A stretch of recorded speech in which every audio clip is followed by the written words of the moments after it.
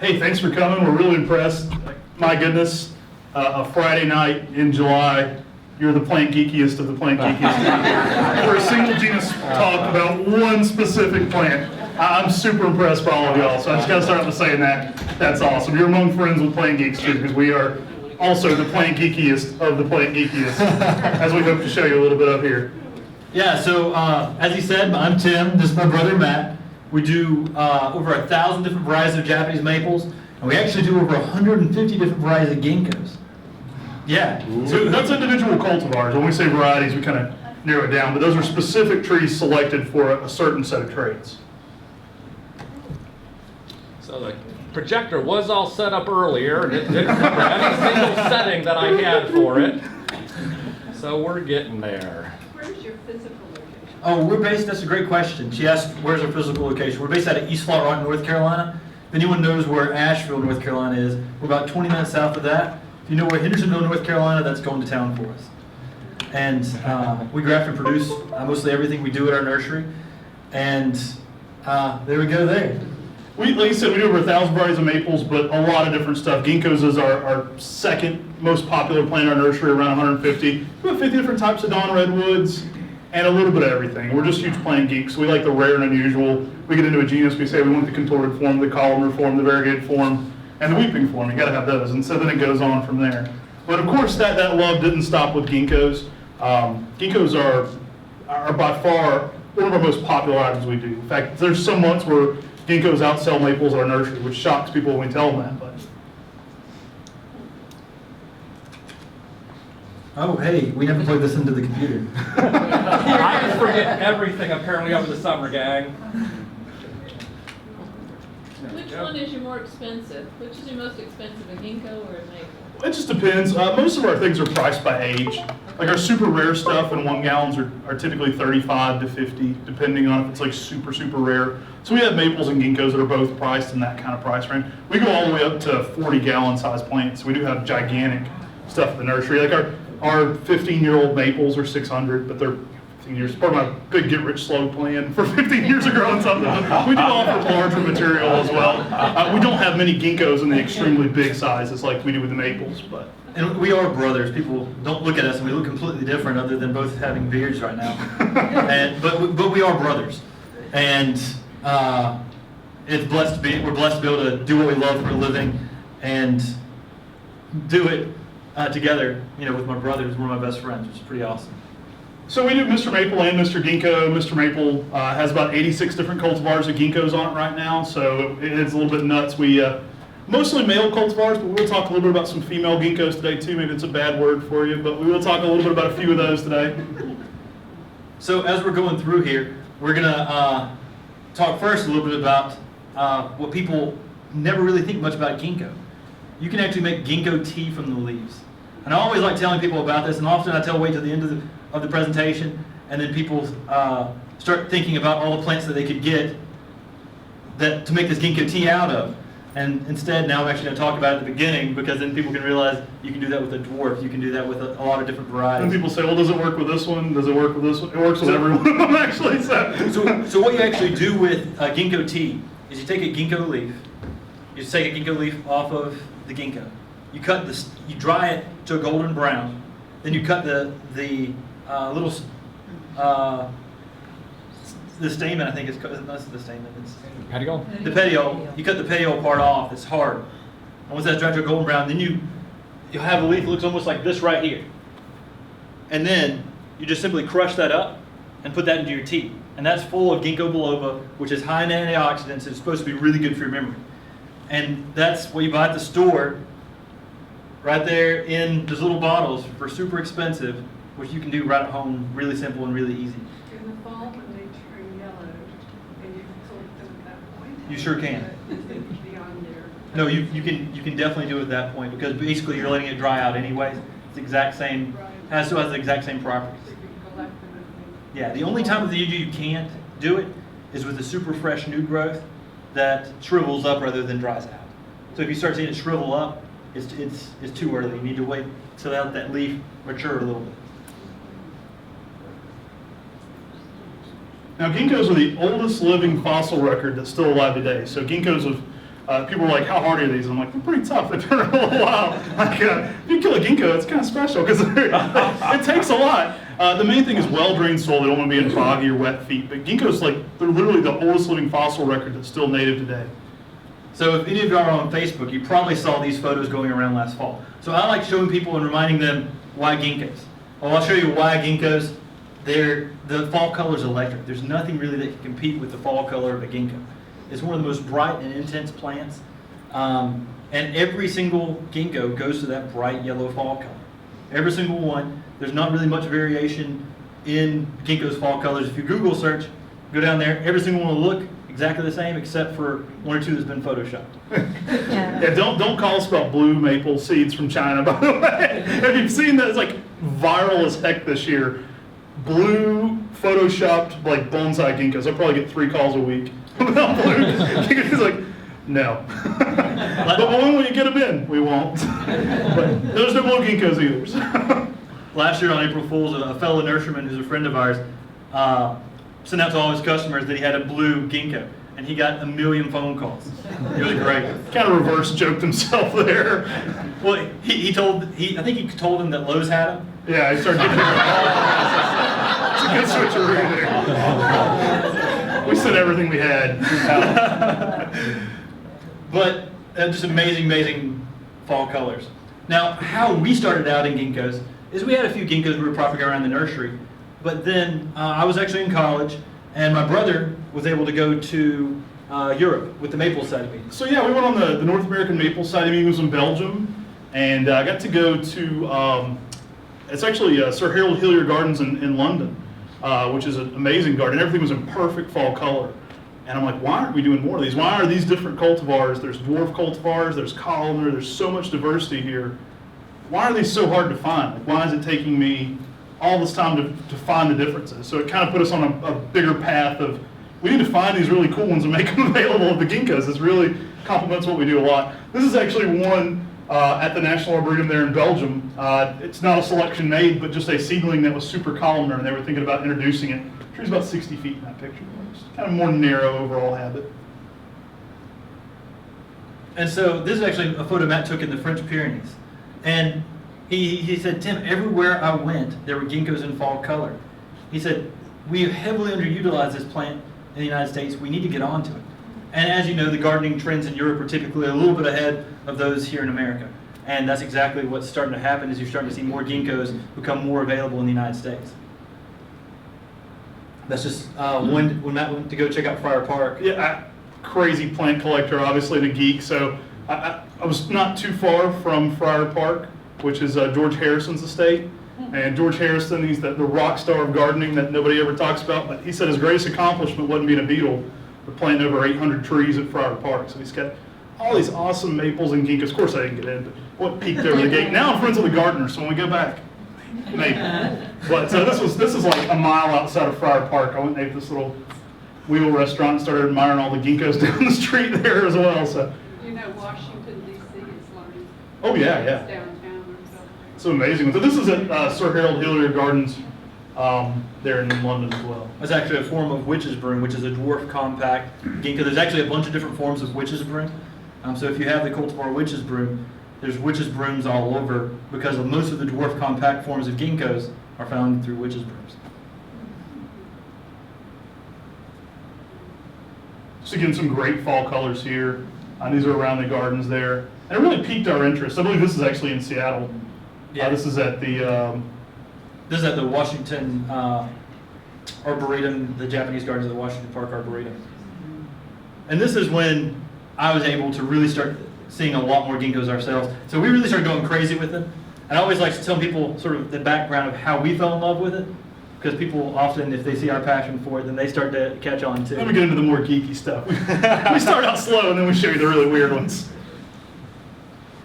So the fall color suckers us in. I mean, that's what people think of when they think of ginkgos. There could be a ginkgo on your street, people love it every day, but then as soon as fall hits, somebody calls me and they're like, what the heck is this in my neighbor's yard? And I get 1 million text messages, and what is this tree? And the reason why ginkgos are so amazing is they're salt tolerant, they're heat tolerant, they're cold tolerant, they're pollution tolerant. So we're talking about a plant that's extremely, extremely easy to grow, want some sunlight mostly. And the real trick with growing ginkgos, give them lime. Ginkgos love lime. Lime are what makes the ginkgos grow. Lime and fertilizer. Lime adjusts the soil pH so that the ginkgos can actually take up the nutrients and water more efficiently. Ginkgos like it slightly more alkaline, so that lime actually adjusts the pH, and so they'll grow so much quicker. What you'll find, even on the dwarf varieties, are your caliper. We're in a wire, so we're giving out trade secrets since we're mic'd here. But so it thickens up the base a ton. You'll find that caliper just thickens up a lot, and in turn, you'll get a lot of growth as a result. So a real good tip. We learned that from some friends in Japan, and it really made a big difference on the growth rate. Like on a 3-gallon tree, you could put ginkgo, 3 tablespoons on it, spring, summer, and fall. And it really is a great thing to get that motor running, especially when it's getting established. You don't have to keep giving it lime each year, although you can. But once you get that motor running, it really makes the tree take off. If you don't lime the tree, it may take 10 or 15 years for that plant to get established. And by lime, much growth. we mean pelletized garden lime. I apologize if the person's in the room that called me and asked, but I did have a person this year call me and they're like, I squeezed the lime all over the leaves. Should I bury the rind next to it as well? Or will it still grow? And I was like, wait, what? Like, no, I squeezed the lime all over the leaves. And I'm like, oh, you mean like you were squeezing like fruit on the leaves? Like, I thought I was getting pumped. Like, I didn't think it was real. But apologize if you're in the room, but that was a real call. We should record some of these. But pelletized garden lime, it's like $4 a bag, super cheap. But that is really a big time trick for getting the growth rate up. Being in retail, you deal with everybody. So we love answering people's questions. And we won't make fun of you in our presentations. You squeeze the lime all over the leaves. And so this is actually down in Savannah at the Atlantic State. Gulf State's Botanic Garden. Yeah. They have around at their campus, the whole campus is a garden. If you ever get a chance, go down there and check it out. Lots of amazing rare species. Armstrong State. Armstrong State, there we go. Armstrong State Botanical Garden, which is the whole university. The whole campus is the Botanical Garden. It's just tucked in every building. Lots of rare Acer species, maple species, lots of rare plant species of all types. So we always list ginkgos as good zones 3 through 9. Literally a massive range there. I mean, we're talking Minnesota to zone 9, heavy zone 9. And I've actually seen examples of them growing in zone 10. I've yet to confirm it myself, so I don't tell people zone 10 until I actually see it. But I have tons of customers that say they're growing it with great success in a heavy zone 10 as well. And once again, what you want to do with ginkgos is give them some sunlight. So this is actually a ginkgo that Matt and I tracked down. It's on the University of Virginia's campus. And this is right by the Thomas Jefferson Garden. So I don't know, I never could get anybody to confirm whether this specific plant was planted by Thomas Jefferson, but certainly around the same time frame as the garden he planted nearby. It's rumored by gardeners in the area that it was planted by Jefferson. So if that translates, there might be someone who can confirm it, but if you can, let us know. But as you can see me here, and then when we back up, there's me there. This is a huge, huge, huge ginkgo. We love checking out these old plants because they really tell you a lot about a plant. We often laugh at people that say, oh, this is the mature height is this, because we always tell people if it's a tree that's going to live for hundreds or thousands of years, as I showed earlier, that 1,400-year-old. What's the biggest this can get? I'm like, that's a loaded question. I never say this is the max ever. What we try to do, instead of even saying mature, we try to say 15 years. 15 years out, this is where we would expect it to be growth rate wise. We saw a Japanese maple. We were on a TV show last October in Japan, and we saw a 650-year-old example of Jiro Shidari. Awesome plant. Japanese maple, 650 years old. If I were to say, what's the max size Jiro Shidari get? It'd be like 30 by 30. So to me, that's more of a 5 by 5 plant for us. Not really a dwarf if you go 600 years out. In 15 years. So it's best to give a time frame rather than saying a maturity. But that's why you will see some discrepancies on a lot of different websites. Like, people always say, well, why do I find so much different information on heights? And it's because people say at maturity. And what does that mean? Like, if it's a male ginkgo and it doesn't seed, what age did it mature at? So we try to give a good time frame of what we expect. You want to talk about this one, Matt? Sure, this is in Augusta, Georgia.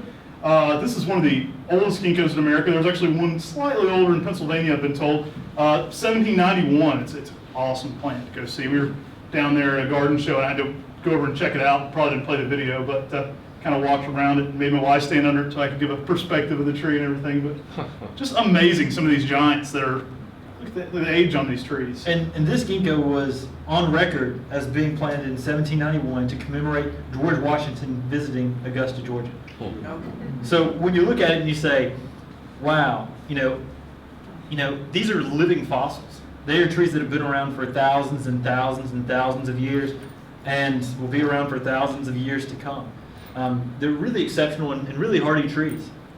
So, do we have anybody that's exclusively natives? Because this is a native tree if you go back far enough as well. I always like to throw that one out there when people go, this isn't a native. I'm like, well, actually, what's your time frame for only natives?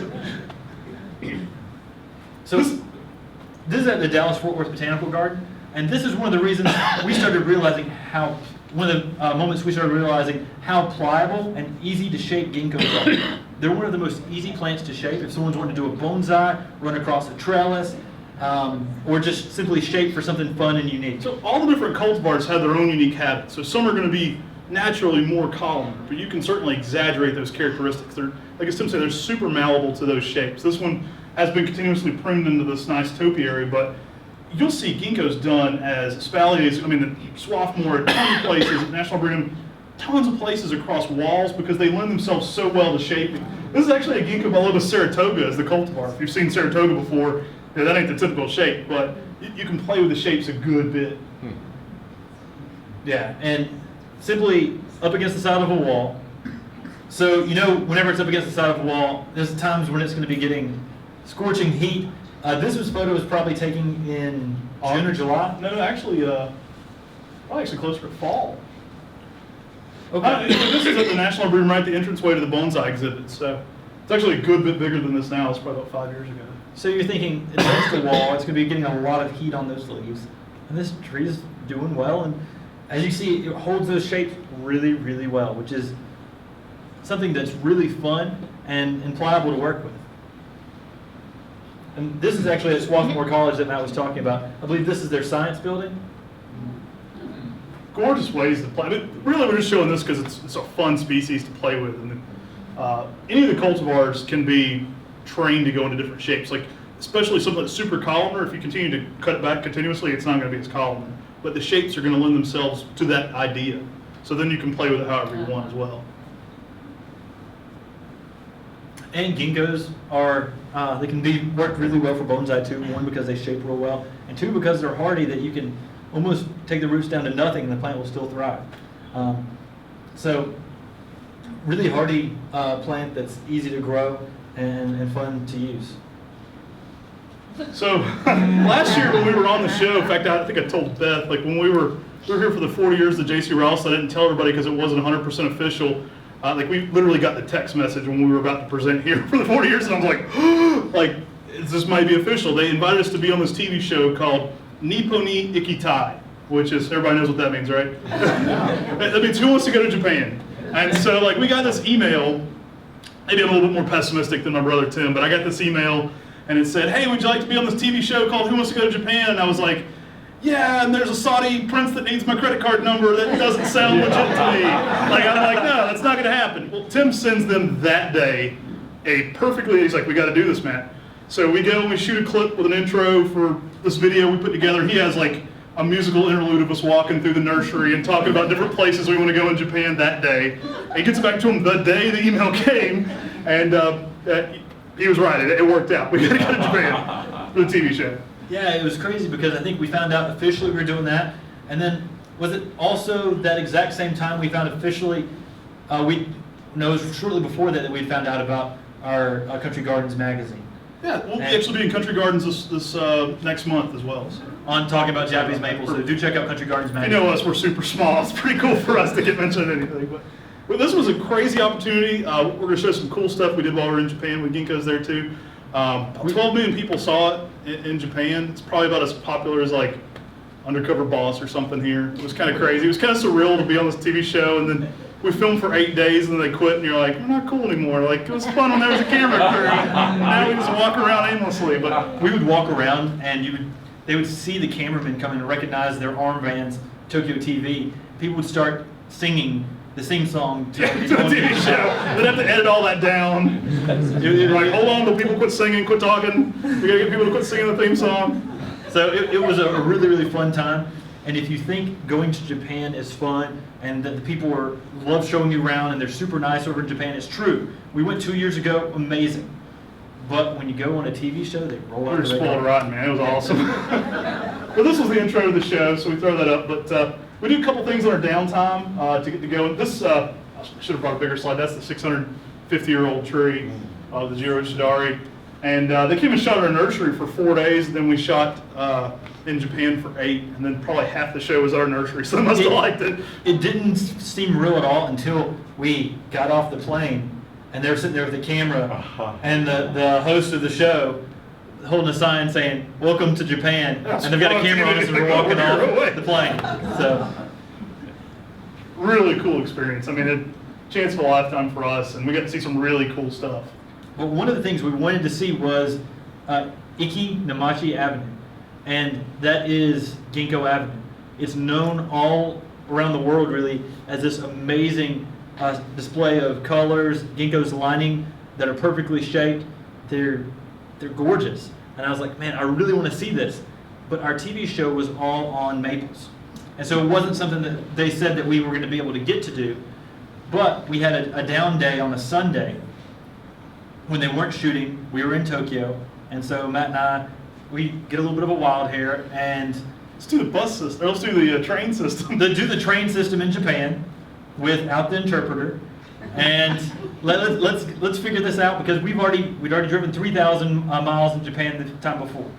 We said, well, if we can figure out the bus system or the bus system and the train system, then we can do bus, train, car. We've got Japan covered. We can do it all.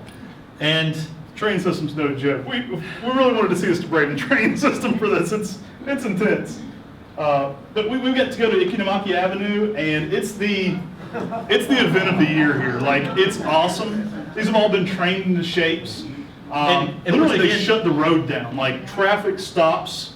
I thought about playing some of the audio clips of just video, but they're kind of loud because everybody's like partying. Like, it's crazy. The whole road shuts down for like 10-minute increments, and as soon as like they start blowing whistles, everybody out of the road, then all the traffic goes again. And then 10 minutes later, it goes to a complete stop.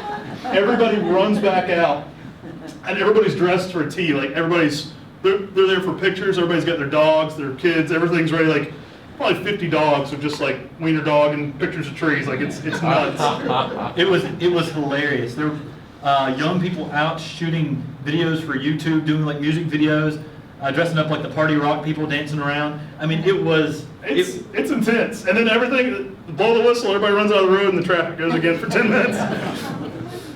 So, of course, we had to get involved. We ran out on the road and checked all this out. But there's literally probably 300 trees on each side of the street, perfect fall color, and they've all been meticulously shaped. So this isn't a cultivar that grows into this perfect spire, but these have been shaped. So you can see the attention to detail with pruning for these. What month?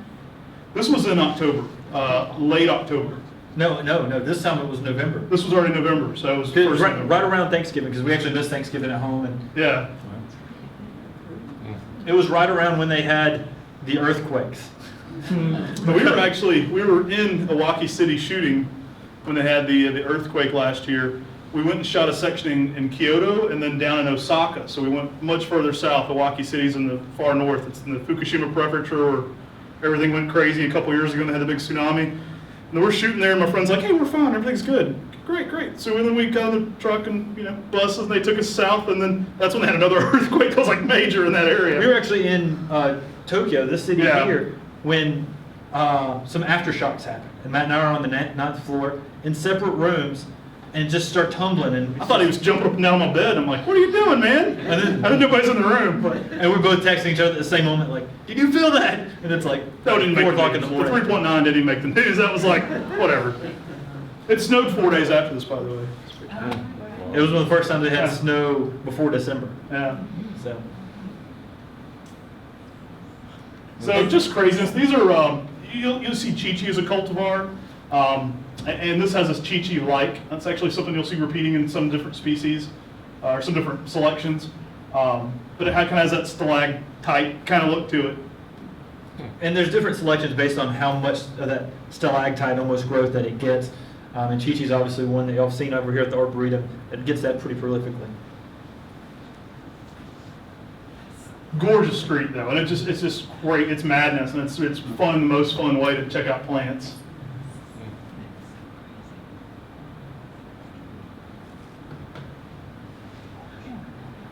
A little bit more of a street view so you can see all the way down. This is when they're clearing everybody out of the road to let the cars come back in.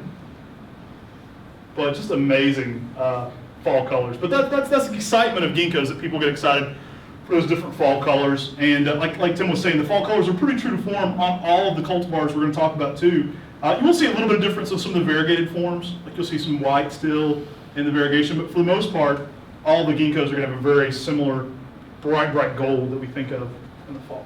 And the palette on the floor is, I think, just as remarkable. I always go around and take pictures of the ginkgo leaves once they hit, because it's just a carpet of gold. I love that.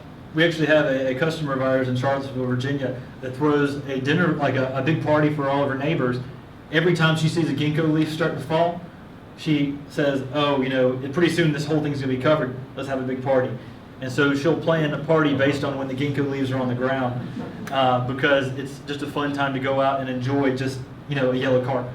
Part of the episode that didn't make it, we went into the wild, and we, like Nakata-san was one of the nurseries we learned at, and we recreated a landscape of Japanese maples and native Japanese plants again. And so we recreated this look of this river, and the ginkgo leaves with the maple leaves were used to make the river on the temporary view of like this little small native garden we made. But it was really cool to see the yellow as the river part.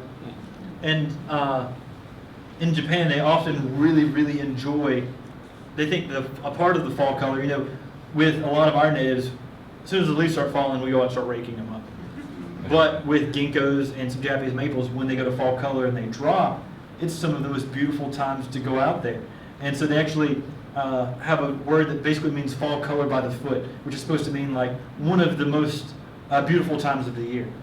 So it's like more appreciated as a carpet almost. And that's just maples and ginkgos. This is actually at a Japanese garden right outside of Kyoto that we went to. So we'll get into the cultivars. We talked about why we love ginkgos, but now we'll get into some more specific shapes. You may recognize this tree. It's actually about right over there, about say 50 feet from the door. But this is Ginkgo biloba Gnome, and one of our most popular trees. Well, it's right by the other building. Yeah. But one of the neat things about this ginkgo is, remember how we talked about ginkgos, mostly all of them came as witch's brooms, as dwarf mutations that are found on other trees. For the compact form. Yeah, this is a dwarf compact form that was found as a chance seedling. So it was very unique and different in that respect, that it's actually a dwarf selection that was found as a chance seedling in Tennessee, rather than a witch's broom like the rest of the dwarf selection. Always popular, especially I think the name, name for a plant has so much to do with it too, but everybody wants a gnome in the garden. So the name has a lot to do, I think, with popularity, but it's a great shape. Typically this one's more of a 5x5, and we've actually zoomed this in. The one you'll see out here is on a little bit of a standard. I do feel that putting ginkgos on a huge standard, depending on the size of the standard, can affect the overall shape of it long term as well. Most of our ginkgos are low grafted, kind of a side veneer graft that keeps them a little bit smaller. Sometimes putting them up on a giant standard, you'll see the bigger the rootstock it's grafted to, essentially it's a bigger motor. And so if you're grafting it to a 3-inch caliper rootstock already that's this high up on a standard, I think that's going to have a lot of influence over the tree long term. So by low grafting them, you'll actually see a much smaller long term shape. With grafted plants, you'll see sizes of plants are basically often determined on by the size of the scion that was grafted onto it and the roots finding that balance point where they grow and become a healthy plant. And if you have a much bigger root system pushing behind of a ginkgo, or a maple, if you went and grafted to a really big maple, you can actually get a much bigger tree than people think that they actually get, because that balance is changed with the rootstock and the top of the That root system still wants to be a giant tree, so it's pushing harder than you would if you grafted it on a much smaller plant. Now, so when low grafted, these are typically more of like 5x5, so more of a compact, dense ball. Now, one thing we talked about earlier is there are male ginkgos and female ginkgos. Male ginkgos are mostly desirable for the landscape because they don't fruit. The fruit on female ginkgos, if it sits, it can really start stinking. it has butyric acid in it that starts rotting shortly thereafter. We will here a little bit talk about the benefits of some of the female selections, and so we will get to those too. But most of the ones we're going to talk about today are male selections. And we've saved the female ginkgos for the last 3. So once we start getting towards the end, they will specifically say fruiting on them, and we'll talk about that. So don't worry, if you're looking for a male ginkgo, most of the ones in our presentation that we're talking about are all male selections, except for the ones that will specifically say are female. And this has a great, more of a small, compact, dense habit, but still has that great kind of golden fall color, but in a much smaller palette. And again, this is the ginkgo leaves. You can actually make the tea from this one as well. So you could grow it on a deck pot if you don't have space to garden and still be able to get those benefits of the ginkgo biloba. Now with ginkgos too, this is true of all the cultivars. We recommend about at least 4 hours of sun a day. If you give them less than that, what you tend to get is more of like a bright, like a dark emerald color actually. So the color will be a little bit darker, and they will be a little bit slower growing in heavy, dense shade. And they'll still be fine plants, and actually they'll still live for a long time in the shade, but they won't have quite the same vigor unless they're getting about 4 hours of sun. And they will be a little more sparse in the shade versus sunlight. Sunlight, they definitely will be a lot more dense. So this is a really fun one. This is one called Beijing Gold. We had one here earlier today, and You got grabbed it quick. got grabbed up quickly. Beijing Gold actually leaves out as a yellow. So it's one of the few ginkgos that has an amazing spring color with a little bit of sunlight. And it goes to this amazing yellow, and then the chlorophyll starts coming in from the base of the leaf and pushing out towards the edge. So This is late actually, spring- on the left there is kind of an early, like mid-late spring actually, mid to late pictured on spring. that one. And then this is more of like now type variegation that you see, that white kind of pop through. Tons of cool variegated ginkgos. We're going to talk about some of our favorite variegated ones. The variegated ones are super popular. I think at the Conifer Society, the auction one, a variegated ginkgo went for like $450 or something crazy. So variegated ginkgos are a huge craze right now. We picked some of our favorites that are the most stable as well. So this one's one that never reverts and always gives you something. And this is a Beijing Gold is a ginkgo that will end up getting about 6 to 8 foot, more upright, but also more, it will make more bush on its form, but then also go to that brilliant yellow again in the fall. So you have some spring interest. During the summer, the new growth will have little shoots of variegation as you see up here. But it's actually more variegated during this time of the season. So you get more of the white striping, almost like that tiger striping type design to it. Late summer to now, so early summer to now. So on ginkgo leaves, there are lots of different leaf shapes. We'll talk about some of those. This is one called Tubiformis. Tubiformis is typically an upright ginkgo. It can get around 14 to 15 feet in that 15 to 20 year window. So it's not a huge growing ginkgo when it comes to vigor. But the leaves will actually curl up like little wine glasses. It's almost like a champagne glass, Yeah. like a little cup top. Or They look like trumpet. little tubes on everywhere. Really a cool habit. You still get that great fall color, but in a unique, different leaf. We'll talk a lot about some different leaf textures with the ginkgos we're going into, because we like to show some of the differences. People are like, oh, ginkgos, those are all the same. There's so much different leaf shape, color, there's so much different interesting nuance, but this one's pretty out there because it does have that completely different cupped leaf shape to it. So this is a Ginkgo biloba Thelma, a gorgeous, this one actually has some of those tube leaves on there. And if you look, you can actually see a little bit of looks almost like a thread leaf as well as some of those larger leaves. So you'll get a mixture of all different color leaves. Has a female name, actually a male. Yeah, that's one thing you have to clarify with a lot of the ginkgos. There's a lot of them that are named after ladies, but they have a male tree, so it's not going to be fruiting. I think there's a ginkgo named Louise, and I think someone wanted to have a Thelma and a Louise. Probably. This one will have the stringier foliage as well, so it's almost like the Cotonoito, if you're familiar with the maple, but it has that kind of stringy thread leaf type look to it as well. So big foliage, tube leaves, and then the stringier thin foliage as well, which really gives it a really cool texture. Really dense normally like this as well. Yeah, this was actually a witch's broom, and it's a dwarf compact mutation, but this is a vigorous one that will end up getting that 8 to 10 foot in that 15 to 20 year window. So much larger growing than the tree like Gnome. So it's a good mid-sized tree. If you don't have a huge space, you want an 8 to 10 foot tree and more upright, gorgeous tree that can give you some amazing color. And as you see here, we hit it just at the right time where you see that carpet started. And typically once you see that, you have about 24 to 48 hours and every single leaf is gone. Do deer they're considered extremely deer resistant. I think when Rutgers did their study, ginkgos were one of the top deer resistant plants.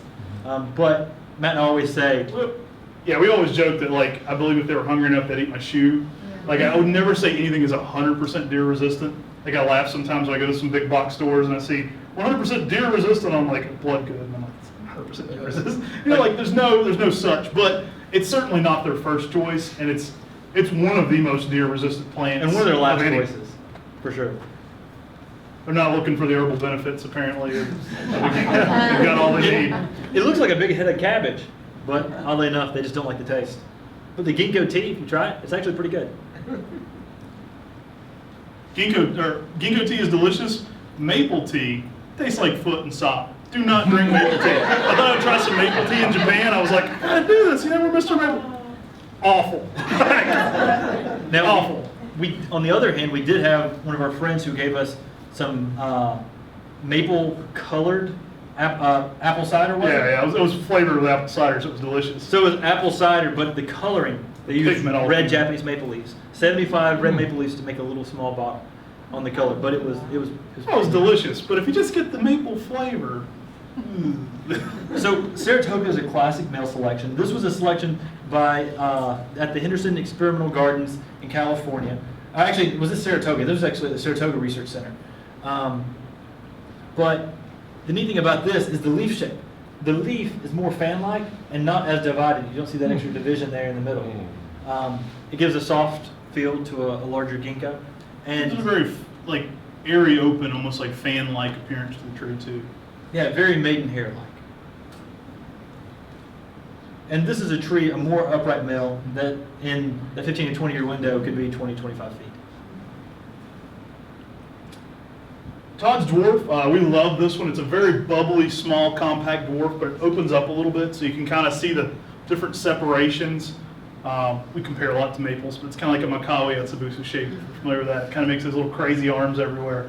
And it's just nice and dense. It's very thick and full.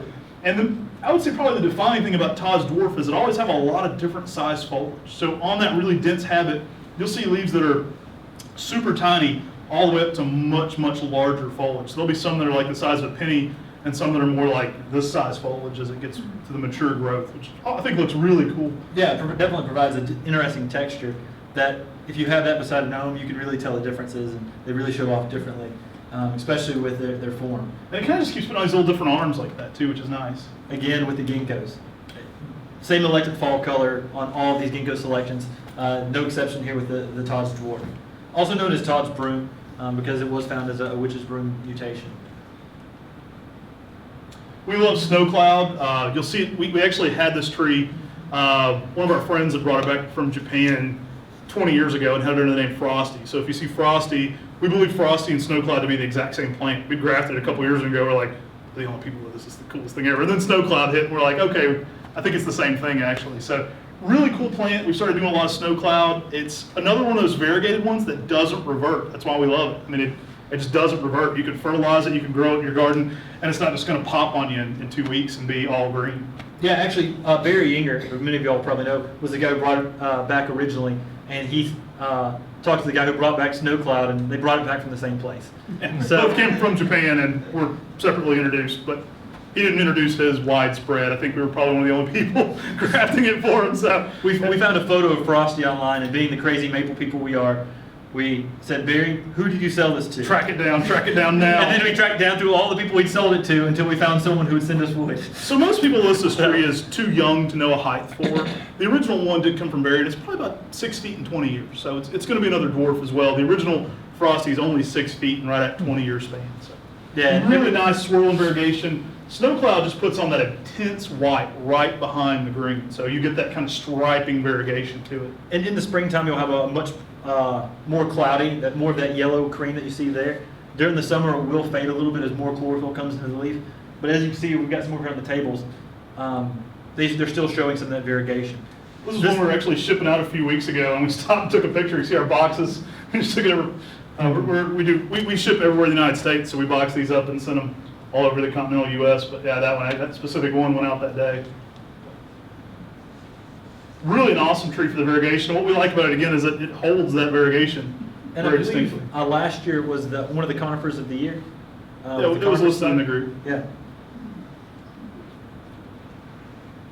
So the 2010 conifer of the year is Mariken. It sounds like the way our redneck friends say America, so it's always going to go like, yeah, I got that American. But it's actually a Dutch lady's name. And so Piet Vergelt, you see a lot of his introductions. Piet, you'll see Peve, Starfish, Peve, Stanley, Peve, Minaret. Yeah, there's tons of really cool Peve series. Well, he didn't do that with this one. This one's actually named after his wife. Mariken. Mariken was how he would technically say it. But everyone calls it Mariken, so we just often end up going with that too around here. But excellent dwarf, really slow growing, compact, and one of our favorite of the dwarfs. Super dense as well. This and Gnome are probably our two most popular dwarfs because it just keeps that real nice dense habit to it as well. So typically 4x4 in a 15-year period. Still that nice palette of just gold and yellow in the fall and really nice lush kind of a globe-shaped feature to it. And it fills out really nice on its own. I mean, you can certainly prune ginkgos, but you don't have to. You don't have to prune ginkgos at all. This one's going to lend itself to that shape on its own naturally. So this is a selection by Ross Moore. Some of y'all might have known Ross Moore. He was a plantsman out towards the Greensboro area. He found this weeping ginkgo and took it to Brian Upchurch. And as soon as we got into ginkgos, Brian's like, "You've got to graft this ginkgo." And I'm like, "Why?" Well, if you know anything about ginkgos, most of the weeping forms are actually more horizontally growing. So pendula, We love pendula, but it should probably be called horizontala. and there is a cultivar called horizontalis, which is another, horizontal growing. Ross Moore is an exception to that. It can be extremely cascading. This one's actually one they had over here. They moved it, I believe. What? Near the necessary now. Yeah, and it is gorgeous. It basically, you see where they had the stake on it, going up through here, and then just going cascading straight down from there. We love the shape of this one. I mean, it just continues to put on lots of branches going straight down, which is impressive to us. And this is one that Tony's got over there, and is literally just growing right across at Tony Avent's place, Plant Delights Nursery at Juniper Level Botanical Gardens, and it's just crawling across the ground. It wasn't put on a stake, and you see very, very cascading. If you put dirt and a rock on top of it, will you end up with the same type of plant? They will root. They're very slow growing. Most of these are grafted that we do. You certainly can root ginkgos by far. I mean, they're easy to root too. So you certainly could do them from rooted cuttings and sticking them. We like for them to get out there a little bit quicker than 1 gallon sometimes, so we do it that way, but nothing wrong with a rooted ginkgo. They do great. Now, I will say that some of the upright types will root more quickly and more readily than some of the dwarfs. Which and is some of roots are the certainly a lot more forms. difficult to root. So How big is the root ball if you needed to move one? depends a lot on the size caliper of the tree and the age. We probably should develop a part of our page where we talk about. We always tell people with maples, you can Google American Nurseryman Standard, and you can kind of see what size caliper per what size root ball. They'll blow you away in Japan because you'll see a 40-foot tall tree and it's like this big of a root ball. It scares me to death, but they move all these crazy, gigantic plants with very small root balls. It depends a good bit on the size caliper. Something like this, foot to 2 feet root ball is going to be fine on something like this, but certainly Tim could attest to how big the root ball probably was on that Ross Moore they moved. So it's probably a lot. Really tight. All the soil fell off. Oh, well. It was wide, but Yeah. not deep. So it depends a good bit. Ginkgos have a low spreading root system. It's not something that has a huge root system. One of the nice things about them is they're not a very invasive root system, so they tend to spread out and do well, but they're not something that roots up your whole garden as well. Yeah, and ginkgos too, if you ever do have to move one, they're really hardy. They're extremely hardy. So still you want to do it during the right time of the year. You want to do it during the fall, right after they drop the leaf, or the early spring before they leaf out. But they're extremely hardy. You'd be surprised the almost magic tricks you could do with a ginkgo. One of our friends in Connecticut, who's now passed away, Dennis Dodge, he would used to attest that he could bare root a ginkgo in July, ship it to Texas. They could ship it back. He could sit it on his stand on his nursery for a week, hit it with some Super Thrive, and the tree would leaf back out. Pretty tough. and keep going. So really hardy plants. We're crazy about Ross Moore though for that weeping shape. We love that habit, just low and spreading. Typically, in a 15-year period, it's like 6 by 6 and that kind of shape in a 15-year period. So Jehoshaphat is one of many ginkgos that was found as a dwarf mutation at Spring Grove Cemetery. I think it's actually in Ohio. Spring Grove Cemetery in Arboretum. And they basically have their whole cemetery lined all around with ginkgos. There's tons of brooms going on there too. Tons of them. And often when you find one broom in an area, the same thing that caused that broom might cause a broom in another plant, especially if it's a plant of the same type. And so sometimes people say, oh, it's a virus. Oh, it's radiation. You know, a lot of different things can cause a witch's broom or a broom, depending on whatever affects and makes a change to the meristem of the plant. And oddly enough, at this arboretum, there's been, I think, 4 now or 5 brooms that have been found. So Jehoshaphat was actually Spring Grove number 84. And I say that because all the ginkgos now have numbers at the bases of them. And so that means on the 84th ginkgo, if you look up, you'll see the original Jehoshaphat. This is one that's typically a little lower in spreading. So it will typically get about 3 feet tall and about 5 foot wide. And that's typically what it does for us, is it's more short and spreading. If you see the original broom, it's much bigger. It's got a much bigger root system going on too. That it's got a 50-year-old plant pushing the energy to it. Yeah. So really neat plant. This is Spring Grove, and this was Spring Grove number 86. So 2 ginkgos away, we've got. This is more of a little bit a dwarf as well, but a little bit more of a columnar shape. We love the dwarf ginkgos. It's really what draws us to them, is that palette of yellow and that smaller kind of habit really are what sucked us into all the different cultivars. So we're certainly a sucker for small compact ones. But great kind of bubbly rounded appearance to this one too. And this one often gets taller for us and almost very conical in its shape. Which very is, dense. Yeah, very, very dense and conical, which is a really beautiful and a completely different trait than the Jehoshaphat.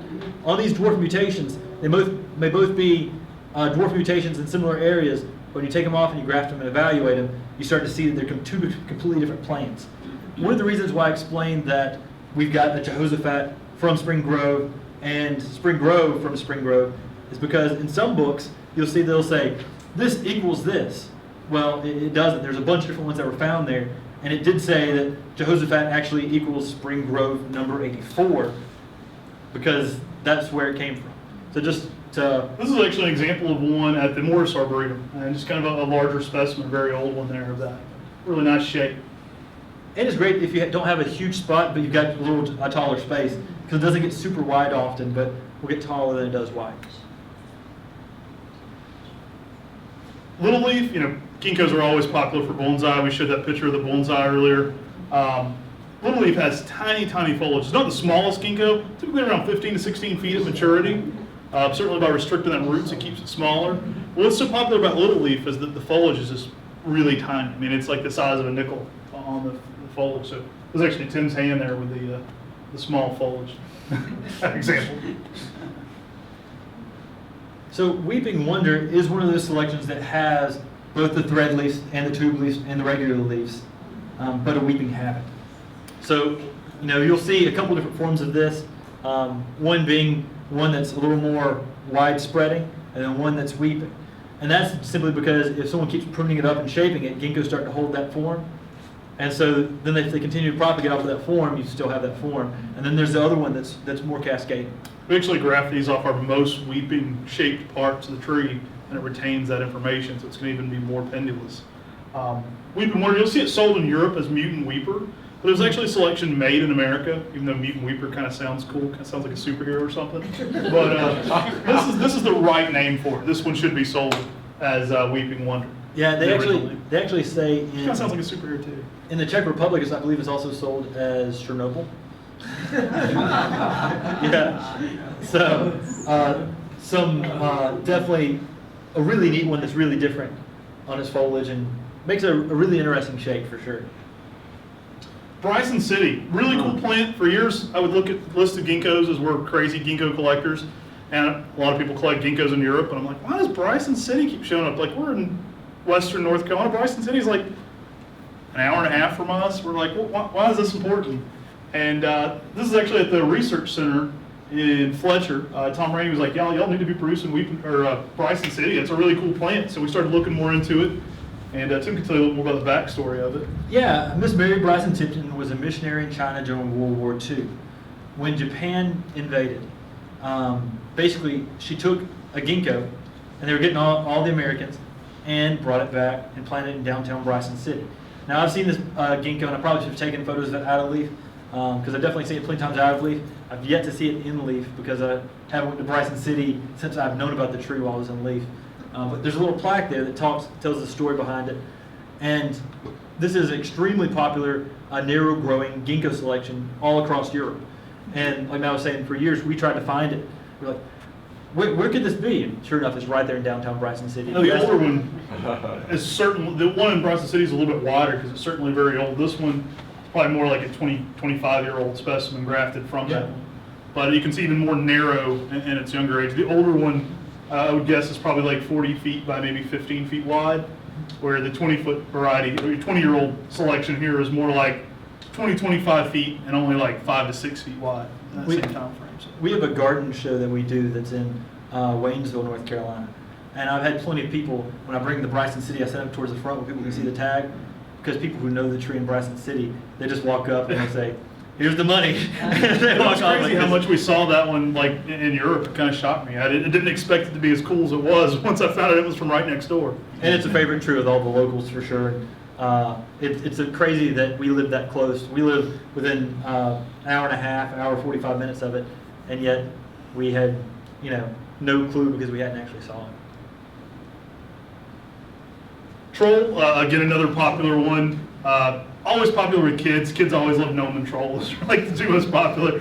Kids always come there like, I want a Troll. And so that's probably one of the most popular selling ones for people that are gardening with kids. But Troll is a nice, real compact shape. Again, this is another broom. A little bit different leaf, as you can see. Certainly a rounded, irregular shaped leaf. Gives it kind of almost like a crown-like appearance, as it kind of has these little cupped crowns all over it. Again, a really dwarf compact form. This is going to be more of a small globe shape. So gardening with kids. That's one of the most important things you can talk about a lot of times. Do it if you're not doing it. We grew up, our grandmother had 2 broken hips, and we grew up working in her garden when we got off a school bus. And we got our passion for gardening. Really, so. We got part of our passion from gardening directly from our grandmother, who passed on her love for gardening to us. So definitely do that. And ginkgos are a great plant to do that with. One, because you can tell them the whole story of like, this is a living fossil, this is one of the oldest plants on plant They look records. prehistoric. They look like something a dinosaur wanted to eat on. So right away, kids are sucked in that it kind of looks like something a dinosaur might have walked by a little bit. And then 2, you can select ones that have fun names that they love, like Gnome and Troll. My 8-year-old niece has a Troll in her yard, and she's kept this alive for 5 years. So we're impressed. We're like, how much say she's 11 now, so she's had it for 5 years. She had it since she was younger. But yeah, so she's 11 now, and she's kept that tree growing, and she's like, it's still doing great. So you might recognize this because this is right over here, the JC Raskin. This is Chi-Chi. This is some of those growths that Matt was talking about. Now, the neat thing about this is it just gives a real unique interest. There is Chi-Chi, and there is also one that we do called Dingling that has longer protrusions. I never guessed where I got the name right. If you want to make everybody laugh in your garden, Chi-Chi means boobs. So let's go ahead and put it out there. It's the elephant in the room. That's what it means. So that's why it has that shape and why it's referred to as boobs officially. So yes, it has some winter interest going on, or year-round. Really a neat habit to it. These are going to have the same kind of golden fall colors, but just with these interesting shapes that form as well. Really popular for bonsai as well because it gives that really older appearance and just kind of a different talking piece in the garden for sure. And like Matt said, it really gives that almost prehistoric look to it. When you look at it, you think about like the stalactites on a cave, and you're like, wow, it really adds something to the tree, especially as the tree ages. And the more a tree this ages, the more and more this shows up, the more and more interest people are going to be like, wow, that tree's really unique and different, and really appreciate the prehistoricness of a ginkgo. Horizontalis we like a lot too. This is another low spreading weeping form. I know it's again more low and spreading than weeping, but you certainly get a lot of branches that hang down. And you'll see what this one has done is it's literally been put up on a standard. And the reason being is because when you put it on a standard, branches will cascade down more. But if you put it on a lower thing, it will still cascade. But it's going to be often more of a low contorting form that sort of twists around. Like if you went in here and looked at these branches are all different directions, which really gives some good winter interest after the foliage drops. How tall is that? If you do a low graft of it, in about 15 years, about 4 feet tall, but about 6 to 8 foot wide. And Nana being the dwarf form, horizontalis does get a little bit bigger.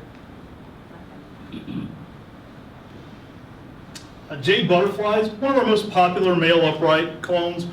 Jade Butterflies kind of has that nice bubbly appearance to it. Just kind of has that butterfly-like look to the leaf. The leaves are really tightly divided with a nice little crease in the middle, so it kind of makes that butterfly shape to it. This is typically a 16 to 18 foot upright, which is really nice overall, kind of what we think of as a nice street tree form with all the branches arching upward. Yeah, and Jade Butterflies, obviously, people come to find ginkgos. It's often one of their favorites because it's a name that they know and it describes the foliage really well. So this is obviously one of our top sellers. It's one of those times where a good tree makes a perfect name for it as well. So this is a really, really neat selection. Are any of y'all, is anyone in here familiar with plant ploidy? This is one of the few ginkgos that I believe has had its chromosomes doubled, simply because the leaf is so much thicker. And short and dense, which are characteristics sometimes of that as well. The original cultivar is Jagged Jade, which you may have seen. One of my favorite This is ginkgos. Jagged Jade. Jagged Jade. Yeah. We'll talk about the variegated form in a minute too. Let's get excited, I guess. But I love how it has that almost prehistoric look as well, where it has that jagged, kind of serrated edges to it. Like it has that kind of just whipped out, like it gets real frayed on the edges, which I think even looks more like a dinosaur may munch on it, which really gets me excited about it. And you know, this was found as a chance sport or seedling in Oregon by one of our friends, and I really think it might be one of those instances where something accidentally got hit with weed killer or something and it doubled the chromosome, and then they found this amazing plant that's really unique and different. Because this is one of the few ginkgos that really has a different leaf, different texture. You go up and look at it and you're like, wow, that's really startlingly different. And I jumped the gun on it. We do have a variegated form of this as well. We'll talk about it in a second. Jagged Jester is a variegated form of Jagged Jade. This is one of the newest variegated ginkgos you'll see out on the market. It's a really cool yellow variegation striping throughout the green. So it has that same serrated leaf. This is just a sport found on Jagged Jade, but it has that really unique kind of jagged serrated leaf. So we've got the Jagged Jester, which we've got over there that's got the variegation to it. We've got the Jagged Jade that has the upright habit. We also have, I didn't put a photo of it, but it has the same leaf as Jagged Jade. This is a selection called Bullwinkle. Can you guess where it gets the name from? Now, the neat thing about this ginkgo is it has a almost antler approach to its growth. So if you think of like an elf as well. It has a spreading but sort of upright and semi-pendulous shape. So it'll do exactly what you see it doing right here on the stake, and it makes that sort of antler-esque shape. It's like moose antlers. Yeah, and that's where it gets the name Bullwinkle. We actually do a dwarf miniature that goes with that one called Rocky, so there's a Rocky and a Bullwinkle. I think we're currently still at a Rocky, but yeah. It's funny because when people are buying them, a lot of times they'll go Rocky Bullwinkle, Rocky Bullwinkle, Rocky Bullwinkle. Plant collectors, right? You gotta have both. And we're currently sold out because we had more Bullwinkle, and we had one more Bullwinkle than we had Rocky. Really cool shape to the leaf. But definitely a really neat plant, and a neat shape for it with that unique foliage as well. We really like the outside the box ones though, just different style leaves. You know, I mean, there's so much going on with this genus, but it's fun to see truly unique and different ones. Now you may have seen this one going around a bit online too. This is Praga, which I think we actually do list right now on our website. It's a super contorted form. This is, So as you can see. this is a dwarf form that will get that contortions to it, really thick caliper to it. This is actually from Prague in the Czech Republic, or not, it was Prague in Austria. Is it Austria? I forget. Czech Republic. Yeah. So it's from Prague, and it's sitting right here at one of the science buildings at one of their universities, and it's just amazing. Everyone says, "Oh wow!" And so naturally, Matt and I, we had to find someone who had snuck it over, and To get some sign off the original. yeah. But And just because that really gnarly contorted shape, which is really cool. Of course, this is a much older plant, as you can see the base of it there, but really a cool habit. you're down here, you're looking at it from this level, but if you actually, they took a photo really close to the ground. If you look at it in other photos, this tree is only about 10 to 12 feet tall. And so it's not a very huge plant, but it just has a really thick base How old to do it. you think it is? This one here, they think is over 100 years old. And the growth rates from us, you know, I would expect it to be somewhere around 6 foot tall, maybe 10 foot wide in a 15, 20-year window. But as it ages, it doesn't keep growing a lot. It gets super gnarly. It gets gnarly and thicker. So that base is going to get bigger, but it doesn't get much, it's a very slow grower past that. Which Well, is I a don't know if unique you have trait. BZN in the thing, but those are two of our most contorted forms, BZN and Praga. Both are for European selections, but made more for that contorted overall branching. And we do a Praga, which basically will twist around like this. We do BZN, which will twist around like this, as well as Robbie's twist, which does a very similar thing. Really cool habits though. So this is actually found in the Czech Republic as a witch's broom. It's called Kopista. And this is a newer one. It's mainly known for having this super, super stringy new growth. It has some of the stringiest new growth of any of the dwarf witch's brooms. This is the witch's broom growing right here. You see that clustered mess?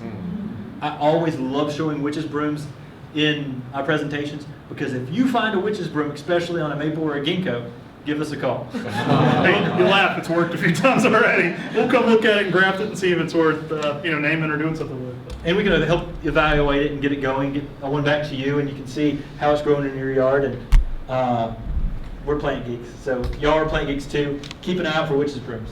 Looks like a little squirrel's nest almost of just density. Yeah, but really fun. This one just gets that stringy, elongated foliage, but also as the summer goes on, you'll see some larger, the juvenile new growth flushes are a little bit larger. And yeah, you see it right over here. It'll have a mixture of other large leaves, but that new growth is the stringiest of any of the ginkgos. And that's Copista's really claim to fame, is it's really, really unique and different as it is on that new growth. So this is a new selection called Volkert Select. This is a dwarf and a little leaf form, and if you get up close, it almost has that jagged jade, thicker leaf to it. So this is a completely new ginkgo that's pretty unusual and different for sure. So fruiting ginkgo. So we're going to talk a little bit about female ginkgos. These are great if you like to collect them and eat them. They're also great if you have an enemy who likes to garden and you want to give them something. We joke, but fruiting ginkgos, like, believe it or not, we started doing Mr. Ginkgo when we had 150 different cultivars of ginkgo, and we're like, we're never doing any female ginkgos. We get calls every week for female ginkgos, so they're getting to be really popular in the garden as well. When people are doing more and more of the edible landscape, they're starting to realize you can have an edible ornamental. You just need to have it placed accurately. If you've got a larger property, you might want to put your ginkgo towards your neighbor's side you don't like as much. Yeah, if you got that neighbor on your fence line who complains a lot. And so often what people will do is they'll take this fleshy nut here, and it's considered an Asian delicacy. You need to wear gloves when you're doing it because it does have butyric acid in it, and butyric acid can, if you just get it all over your arms, almost cause a rash like poison ivy or something. But if you take gloves and you clean this here off, you just squeeze it out, the little nut comes out of it. You can crack that nut, and inside is almost like a real meaty substance. You can roast that like a chestnut, and it's really, really delicious. We actually had it when we were in Japan last year. Boiled ones, not so much. I tried some boiled ginkgo nuts, no, not my thing. But Yeah. really a cool way to do it. It's getting super popular. If you live in areas where a lot of people are harvesting these, you won't even notice that there's a female ginkgo from seed. Like, so if you grew seeds of ginkgos, you would have 50-50 male and female. Some would be male, some would be female. That's why we have grafted selections that are clones of known male selections. We have some people that want specifically grafted selections for that. So these are grafted with that in mind. And pretty neat way of doing it, honestly. Hiyonari is the most prolific fruiting form we do. Typically, Hiyonari, Ohatsuki maybe, actually a little bit more even prolific. But this fruit's typically in a 3 gallons. So this Hiyonari is a Japanese selection that produces a larger fruit. The reason that's important is because if you're actually using it for edible purposes, the smaller nuts on the inside, they don't produce a lot of that meat on the inside of the nut when you crack it open. Hiyonari produces a larger fruit, larger nuts, really, really tasty fruit on the inside, and it does at an early age. So you get it in like a 3 or you know, a 3 gallon or slightly older than that, it starts fruiting pretty soon. And so if you're really wanting to teach someone about, you know, oh, these plants, it does it. You don't have to have a male and a female. Females actually self-pollinate the way they set up. And people say, oh, if you have one in a 1.5 mile radius, that's just because they know there was one in a 1.5 mile radius away. They actually self-pollinate themselves and fruit mostly all by themselves. And Hiyonari is definitely one that does that. So if you want fruit, this is an excellent, more upright selection. They'll end up getting about that 10 to 15 foot size in that 15-year window. And gorgeous yellow fall color, great edible ornamental. When it's not fruiting, how can you tell if it's male or female? That's an excellent question. So yes, how can you tell if it's a male or female? Well, if it's a seedling, you can't. This is age. It's age. And sometimes a ginkgo, a female ginkgo, might start fruiting at the age of 6 or 10 or 20. One of the good things about witch's brooms too are typically witch's brooms make them infertile. So most of your witch's brooms can't seed. Most of the more contorted thin leaf types, like we know Jagged Jade, that contorted small habit, isn't female because it just doesn't fruit at all. And a lot of times they've been evaluated, most of the time they've been evaluated for a period of about 25 years. And once you've evaluated for a period of 25 years, the chances of them fruiting are slim to none. So when you buy one, you don't know. Unless it's a grafted selection. If you buy a grafted selection, you know that it's Like a known male cultivar, like something like Bryson City has been around forever, and they know it's not a fruiting selection. The good thing about a lot of the male uprights are they're older cultivars typically. So those have been around, and we know for a fact what they do for a proven amount of time. There's old wives' tale that you can tell by the way the leaf is shaped. That's completely made up. We can go around our nursery and I can show you this is a female ginkgo, this is a male ginkgo. The leaves look the same, or the leaves look different. This looks like a skirt, and this looks like what? No, that didn't work. That doesn't, no. I'm like, what about this one? Well, I've got 150. I can prove that wrong in 30 seconds. So Tremonia is an excellent selection. It actually came from Europe. This is a columnar selection. That is a columnar female selection. So this one will fit in a small space, and the fruit, literally on this one, are going to be falling straight down. And the fruit actually don't smell on their own. It's when they sit there and nobody picks them up, which is true of like apple trees too. Really, the only apples that are that kind of stinks, but they do have a very pungent smell if they're left, for forever. But if you collect them, they really don't smell right away. And Tremonia is a columnar selection, very much like the Bryson City. It's going to be tall and narrow, but a columnar selection of a female. Do deer eat the fruit? I haven't. I don't think so. I haven't had any experience with that in areas where there were deer. It doesn't seem like something that they pursued.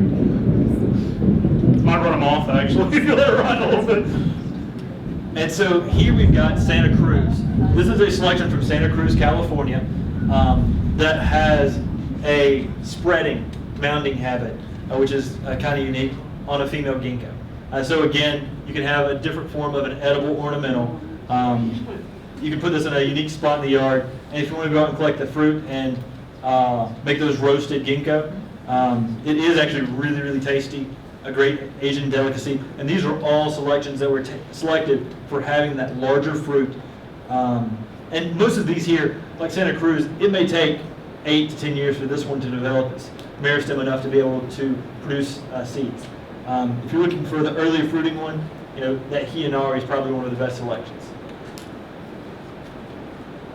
So if you hate our presentation, throw ginkgo fruit, not tomatoes at us. That's a good thing to bring to a plant presentation if you're angry.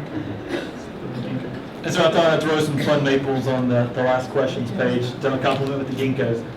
They're great complementary plants. So to clarify though, all of our ginkgos are typically male, or they have a big label that says this is a female ginkgo. We keep it very distinct different. So if you're not looking for a female ginkgo, don't be afraid. It will say female ginkgo on the label if it is. All of the ginkgos we brought, except for the Hiyonari and the 3 gallon, we've got one Hiyonari and a 3 gallon. All the one over on the table, they're all male selections, besides the Hiyonari. Do you have a question? It says fruiting on it. What do you use for rootstock? We use straight Ginkgo biloba. It's what you would get from seed if you collected seed off Hiyonari. In fact, very popular to grow those 4 seedlings for that purpose. But yeah, they're just grafted onto straight Ginkgo biloba, straight species. And you'll hear people they'll say, oh, I grafted this onto a male. Does that affect the top.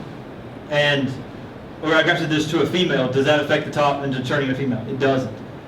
It only affects it if people don't trim off the rootstock and then the pop comes off and starts growing from there. One of the problems you'll see a lot where people will have like a super old autumn gold, but they actually bought understock instead of the right plant, so they have a huge fruiting tree essentially, but because it was grown improperly to begin with. And most of those are the ones that have been grafted on a standard.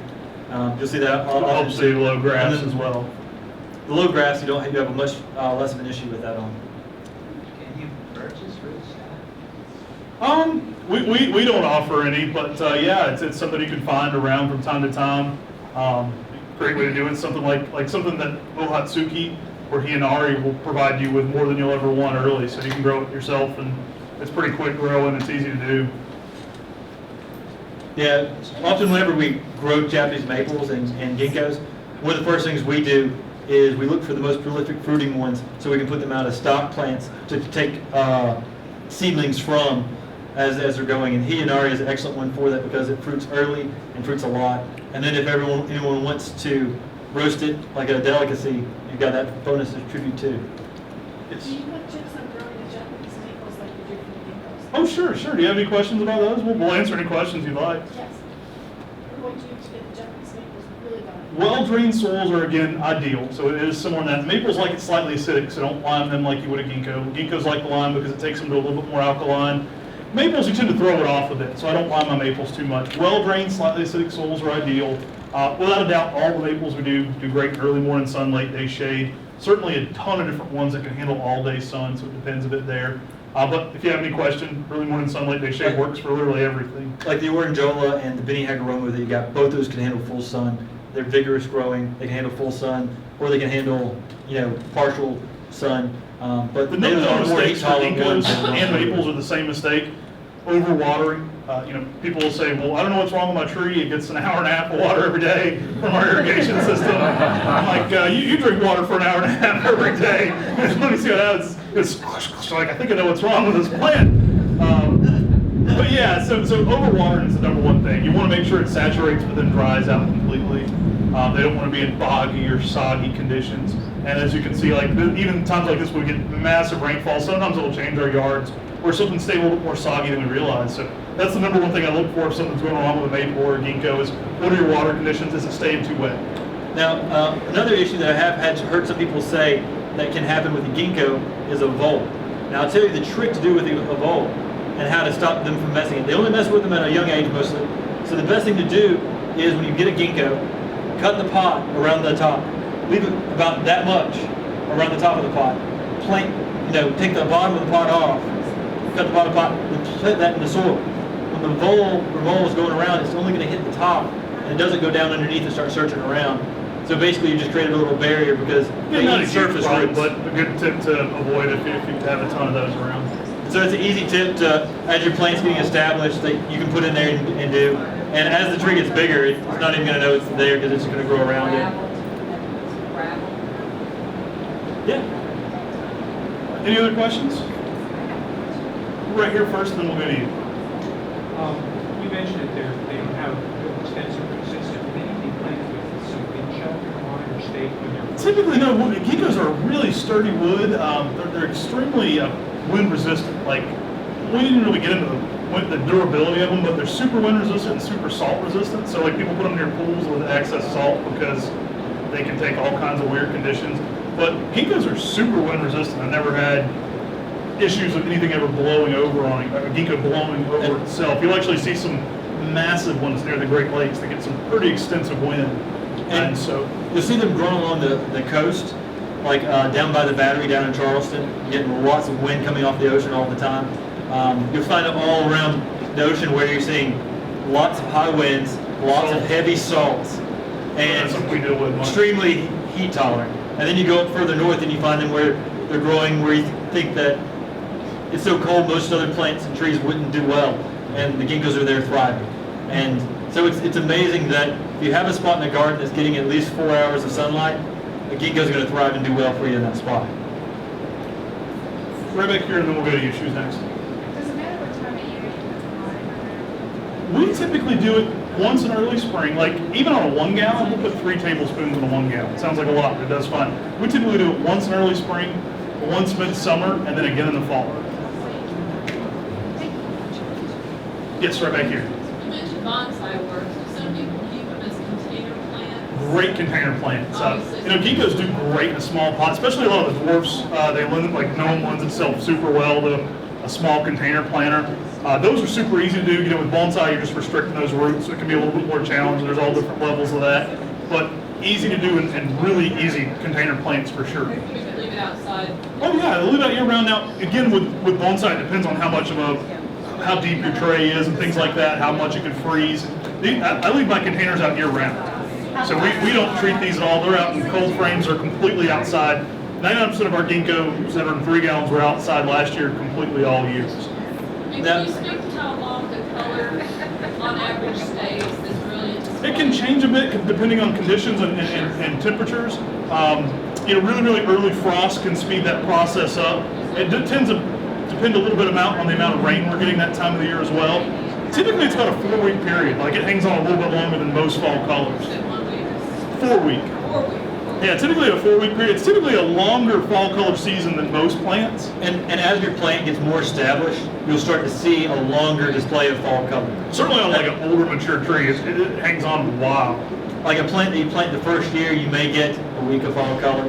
But then as that plant gets older and older, as those roots develop a way of being able to get more nutrients and water up when it doesn't have that chlorophyll in the leaves, you start getting a longer display of the fall color. Any other questions? Are you fertilizing or just putting on water? We fertilize as well. We always recommend low nitrogens with maples, but ginkgos can actually handle a little bit more nitrogen. Something like a 15, 10, is very similar to what we use, but you can get up to a 20 or something. You don't have to worry about that nitrogen number as much as you would with a maple. Typically on a maple, we never go above a 15, so most of ours are capped off there because we don't want to push them too much. The key for fertilizing ginkgos is cutting it off for May. We fertilize everything in nursery early spring until May. When June comes, we don't fertilize at all anymore. You'll get better fall colors if they're not trying to stay active. So that fall color is actually the tree shutting down for the season. And a lot of our bag releases, you'll see, they say 180-day release. So if that tree's trying to stay active in November, you're not going to get as spectacular of a fall color. And it's also going to winter better and be more durable if it's not trying to push foliage, in December. I only do the fertilizer once a year in the early spring, and then I line them 3 times. That's what we typically do in the nursery. We'll cut off all fertilizing. And we're kind of weird because we'll be potting a lot of things up at different times. And so after May, we just cut it off completely. So anytime before that works, once a year is what we typically do. One thing to really note about ginkgos too, if anyone has seen people who graft conifers, you'll know that if you graft from a side branch, sometimes you'll get plagiotropic growth that'll try to grow sideways. It's the same with ginkgos. So a lot of times when you're grafting a ginkgo, it'll start to grow sideways. You point it up, and then all of a sudden it goes straight up.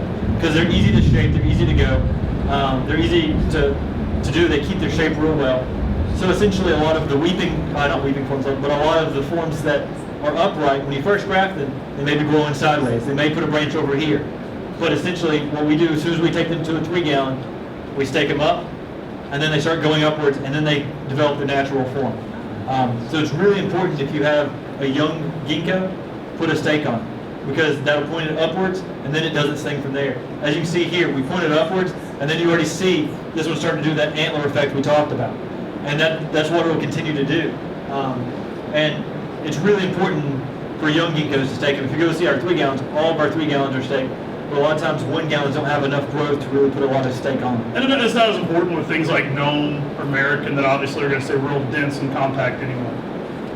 Any of the uprights, we like to go ahead and give them a little bit of a start. Any other questions? Hey, thanks so much for coming out on a Friday night.